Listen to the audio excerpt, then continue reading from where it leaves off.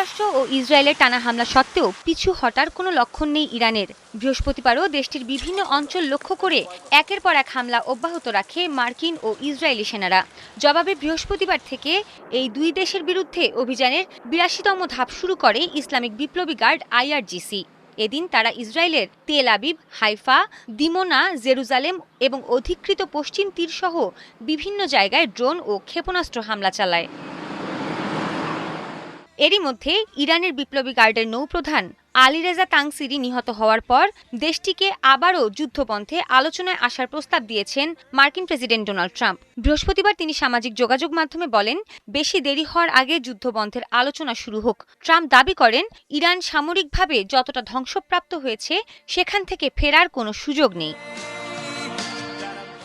একই দিন Washington Republican পার্টির এক তহবিল সংগ্রহের অনুষ্ঠানে এক উদ্ভট দাবি করে বসেন ট্রাম্প। বলেন, আয়াতুল্লাহ আলী খামেনিকে হত্যার পর তাকে পরবর্তী সর্বোচ্চ নেতা হওয়ার প্রস্তাব দিয়েছিল তেহরান, কিন্তু তিনি আগ্রহ দেখাননি।